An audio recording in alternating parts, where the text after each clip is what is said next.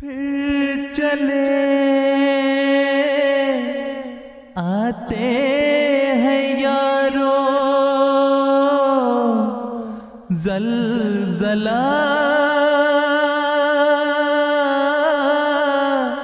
آنے کے دن، زلزلہ کیا اس جہاں سے کوچ کر جانے کے دن۔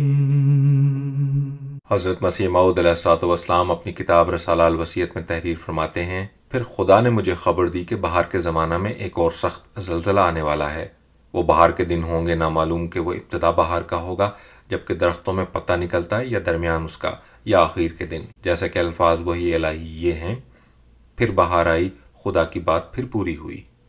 چونکہ پہلا زلزلہ بھی بہار کے ایام میں تھا، اس لیے خدا نے خبر دی کہ وہ دوسرا زلزلہ بھی بہار میں ہی آئے گا، اور چونکہ آخر جنوری میں بعض درختوں کا پتا نکلنا شروع ہو جاتا ہے، اس لیے اسی مہینہ سے خوف کے دن شروع ہوں گے، اور غالباً مئی کے اخیر تک وہ دن رہیں گے۔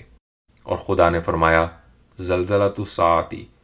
یعنی وہ زلزلہ قیامت کا نمونہ ہوگا، اور پھر فرمایا لَقَنُرِی آیاتٍ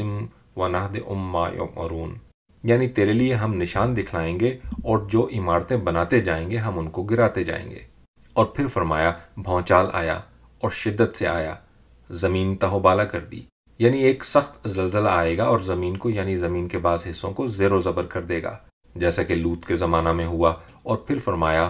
انی مال افواجی آتی کا بغتۃ، یعنی میں پوشیدہ طور پر فوجوں کے ساتھ آؤں گا، اس دن کی کسی کو بھی خبر نہ ہوگی، جیسا کہ لوط کی بستی جب تک زیر و زبر نہیں کی گئی کسی کو خبر نہ تھی، اور سب کھاتے پیتے اور عیش کرتے تھے کہ ناگہانی طور پر زمین الٹائی گئی۔ بس خدا فرماتا ہے کہ اس جگہ بھی ایسا ہی ہوگا،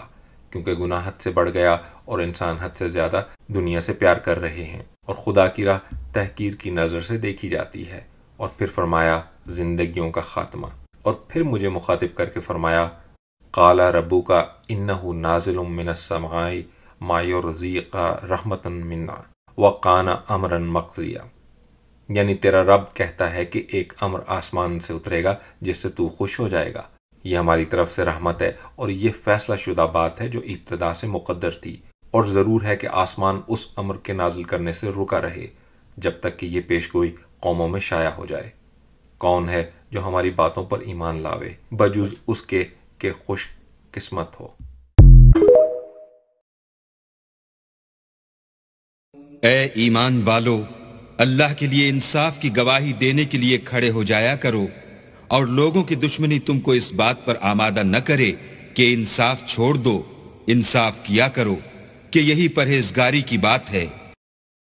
خلاصتاً میں آپ کے سامنے رکھتا ہوں کہ اس ملک کی بدنصیبی کا خلاصہ یہ ہے کہ وہ افواج پاکستان جو ملک کی حفاظت پر متعین تھی، جن کا اولین فرض تھا کہ اس ملک کی حفاظت کریں، انہوں نے 2 مرتبہ عملاً اس ملک سے بے وفائی کی ہے۔ اول ٹیریٹوریل یعنی زمینی حفاظت میں اس وقت ناکام رہے جب آدھا ملک ان سے ٹوٹ کر الگ ہو گیا۔ کیوں الگ ہوا اس کی تفاصیل میں نہیں جانے چاہتا، لیکن پاکستانی فوج جس کے سپرد تھا کہ اپنے ملک کی ٹیریٹوریل حفاظت کریں، وہ بہرحال اس میں ناکام رہے۔ ملک کو یکجا رکھنے میں جو سیاستدانوں نے کردار ادا کیا، مثبت یا منفی، وہ ایک لمبی بحث ہے، لیکن افواج پاکستان جب اس ارینا میں، اس میدان میں داخل ہوئی ہیں تو وہ اپنے فرائض کو سر انجام دینے سے ناکام رہیں۔ اس وقت، اس کے بعد جو نفسیاتی لحاظ سے وہ احساس کمتری میں مبتلا ہوئے، ان کو شفا بخشنے کی کوشش میں جنرل ضیاء الحق صاحب نے ایک نیا فارمولہ پیش کیا، اور وہ فارمولہ یہ تھا کہ دراصل افواج پاکستان ملک کی نظریاتی حفاظت پر متعین ہے۔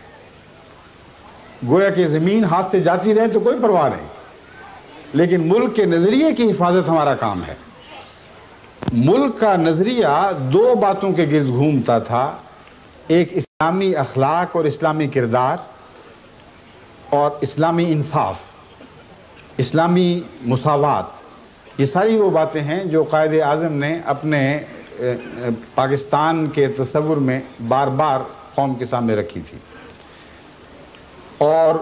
دوسرا، قائد اعظم کا پاکستان تھا جس کی بنا خالصتاً قومی محبت پر تھی اور کسی مذہبی تفریق پر نہیں تھی۔ چنانچہ بدنصیبی سے آج یہ حال ہے کہ دینی لحاظ سے جو حال ہو چکا ہے وہ آپ نے دیکھ لیا ہے، اسلام کا اس ملک میں کیا بنا اور اس کی کیسے حفاظت کی گئی۔ یہ کھلی ہوئی دردناک اور شرمناک کہانی ہے۔ اور جہاں تک قائد اعظم کا تعلق ہے، قائد اعظم کے پاکستان کو افواج پاکستان کی سربراہی میں، جبکہ ضیاء الحق ان کے سربراہ تھے، تمام تر قائد اعظم کے دشمنوں کے سپرد کر دیا گیا، اور یہ ملک کلیتاً پاکستان کے دشمنوں نے ہائی جیک کر لیا۔ اس وقت کے پاکستانی افواج کے سربراہ کی سرپرستی میں تو دونوں جگہ ناکام رہے۔ ابھی وقت ہے، ابھی آخری بات نہیں ہوئی، ابھی وقت ہے کہ ان حالات کا ٹھنڈے دل سے تجزیہ کیا جائے۔ افواج پاکستان سے ہمیں دلی محبت ہے بطور پاکستانی کے، اور ہم جانتے ہیں کہ جوانان پاکستان واقعتاً ملک کے لیے ہر قربانی کے لیے تیار ہے، لیکن ان کے سربراہوں کو میں نصیحت کرتا ہوں کہ جو ظلم ماضی میں ہو چکے، جو بے وفائیاں تم سے سرزد ہوئیں مجبوراً طون یا کرہن، اب وقت ہے کہ ان کا ازالہ کرو، کیونکہ اب یہ بات عام سیاست کی حدود سے تجاوز کر چکی ہے۔ جب تک سیاستدان کو یہ معلوم نہ ہو کہ افواج پاکستان ان تمام خرابیوں کا ازالہ کرنے کا تہیہ کر چکی ہیں، اس وقت تک سیاستدان میں یہ جرأت ہی نہیں ہے کہ وہ کسی غلط فیصلے کو درست کر دے یا کسی ظلم کی اصلاح کرے اور اسے انصاف اور عدل میں تبدیل کر سکے۔ اس لیے جب تک یہ واقعہ نہ ہو کہ اوپر کی سطح پر سوچ صحت مند رستہ اختیار نہ کرے، جب تک یہ واقعہ نہ ہو کہ ٹھنڈے دل سے گزشتہ تاریخ کا جائزہ لے کر یہ معلوم کریں کہ کہاں سے چلے تھے، کہاں جا پہنچے ہیں، اس وقت تک اس ملک کی بقا کی کوئی ضمانت نہیں دی جا سکتی۔ حالات دن بدن بد سے بدتر ہوتے چلے جا رہے ہیں۔ اس لیے میں نہایت دردمند دل سے صرف پاکستان کی افواج کے سربراہوں ہی کو نہیں، ملک کے تمام سیاستدانوں کو جو حکومت سے تعلق رکھتے ہوں یا اپوزیشن سے تعلق رکھتے ہوں، یہ عاجزانہ درخواست کرتا ہوں، کوئی کی خدمت میں یہ عاجزانہ اپیل کرتا ہوں، یہ عاجزانہ درخواست کرتا ہوں کہ خدا کے واسطے سر جوڑ کر بیٹھو، جو لغزشیں ہو گئیں ان کو ماضی میں دفن کرو، اثر نو پاکستان کی تعمیر نو کا کام شروع کرو۔ اور یہ ممکن نہیں ہے جب تک اول تم قائد اعظم کے اس تصور میں پناہ نہ لو جس تصور کو قائد اعظم کے الفاظ میں بار بار آپ کے سامنے پیش کر چکا ہوں، اور اس سے بڑھ کر قرآن کی اس نصیحت میں پناہ نہ لو جو اس آیت کریمہ میں پیش کی گئی ہے، جس کی میں نے پہلے تلاوت کی تھی، ان اللہ یامر بالعدل والاحسان وایتاء ذی القربی۔ اے مسلمانوں، خدا تمہیں عدل کی ہدایت دیتا ہے، عدل سے انحراف نہ کرنا۔ اگر عدل کرو گے تو احسان قائم رہے گا، اگر عدل نہیں کرو گے تو احسان قائم نہیں ہو سکتا۔ ہر وہ سوسائٹی جو عدل سے آ رہی ہے اس پر ناممکن ہے کہ احسان کا بالا خانہ تعمیر ہو سکے۔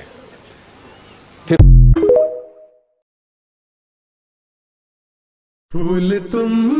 پر فرشتے نچھاور کرے اور کشادہ ترقی کی راہ کرے۔ پھول تم پر فرشتے نچھاور کرے اور کشادہ ترقی کی راہ کرے۔ آئے وہ دن کے ہم جن کی چاہت میں گنتے تھے دن اپنی تسکین جا کے لیے، پھر وہ چہرے حویدا ہوئے جن کی یادیں قیامت تھی قلب تپا کے لیے، آئے وہ دن کے ہم جن کی چاہ۔ چنانچہ اس کا لنگر دیکھ لو آج تک جاری ہے۔ اس جلسے پر آنے والے بھی فائدہ اٹھا رہے ہیں اور سارا سال بھی لنگر جاری رہتا ہے۔ بس مبارک ہو تم کو کہ تم لوگوں کو مسیح موعود کے اس لنگر سے فائدہ اٹھانے کا موقع ملا ہے۔ مجھے یاد ہے حضرت مسیح موعود علیہ الصلوۃ والسلام کے زمانے میں جب پرانے صحابی آیا کرتے تھے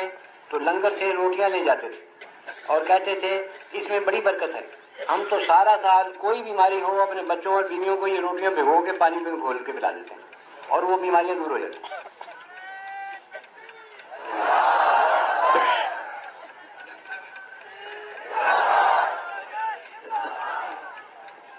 اگر احمدی اپنے ایمان پر ہمیشہ قائم رہے تو یہ لنگر بھی ہمیشہ قائم رہے گا اور کبھی نہیں مٹے گا۔